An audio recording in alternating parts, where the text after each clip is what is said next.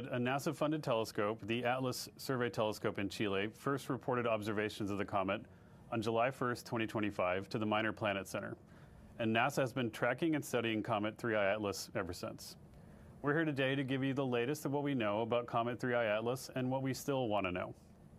But first, what is a comet? It's a small, natural, solid body that is a combination of rocky and icy material that evaporates as it warms when it's close to a star, like the sun. But to start with, I'd like to address the rumors right at the beginning. I think it's important that we talk about that. This object is a comet. It looks and behaves like a comet, and all evidence points to it being a comet.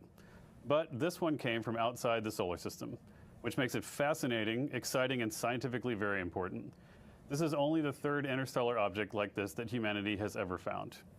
And a little bit more about the rumors. I think it's very important, and I'm actually very excited that a lot of the world was speculating about the comet while NASA was in a period where we couldn't speak about it due to the recent government shutdown. I think what I took away from that whole experience and watching that as we were working during the shutdown was just how interested and how excited people were about the possibility of what this comet could be. There was a lot of speculation about what it could be, but what I think is really awesome is that folks are interested in this incredible finding that we observed and that came from the heavens, and what that means, what it could mean about how magical the universe could be. It expanded people's brains to think about how magical the universe could be. And I'll tell you, here at NASA, we think that every day. And so it's really great that you were able to join us while we were, not able to comment because of the shutdown constraints about what that comet is, because we think the universe is a magical place, and we spend your treasure and we spend all of our time trying to make sure that we explore that and share with you as much as we can. In fact, we want very much to find signs of life in the universe. In fact, just a few months ago, we were with you and we talked about what we think might be the signal from ancient life on the surface of Mars, from our amazing machines that have been roving the planet for 30 years to look for those things. That is something that's really important for us to learn about and discover. It could be an amazing discovery if and when we can confirm that. But 3I Atlas is a comet. So my colleagues from the Science Mission Directorate will go through the images in detail. But just to give you a peek, here's one of the images from the closest physical instrument we had to the comet, from the HiRISE instrument on our Mars Reconnaissance Orbiter, taken on October 2nd as the comet sailed by at a distance of 19 million miles from the instrument. You can see that Comet 3I Atlas looks like a fuzzy white ball. That ball is a cloud of dust and ice called the coma, which is shed by the comet as it continues its trajectory towards the sun.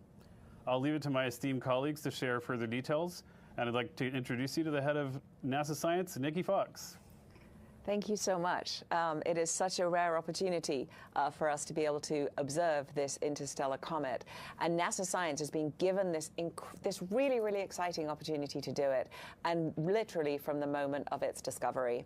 Just like Amit said, comets are tiny cosmic snowballs. And by studying them, we can learn about the environment from, basically where they formed, where they came from. This one came from a different environment from our own, and so we're already starting to see some really interesting differences to comets from our own solar system. 3I Atlas, as you heard, is the third known interstellar object to pass through our solar system, the first one being identified in 2017. While these types of interstellar objects have long been predicted, we are just beginning to be able to find them thanks to the newest technologies with our network of Earth-based telescopes, which are designed to find small, fast-moving objects in space. The NASA-funded Atlas Survey Telescope, which made the discovery, is part of NASA's Planetary Defense Network. Our telescopes are always watching the skies to keep us safe, and in doing so, they occasionally make major scientifically interesting discoveries, just like this one.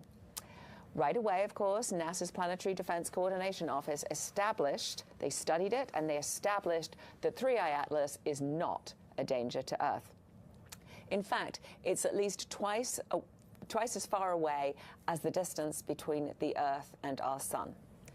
On October 30th, the comet itself reached the closest it will ever be to the Sun when it crossed just inside Mars's orbit, which is why the image that Amit just showed, he noted it was the closest instrument physically to the comet because the comet was right inside the orbit of Mars.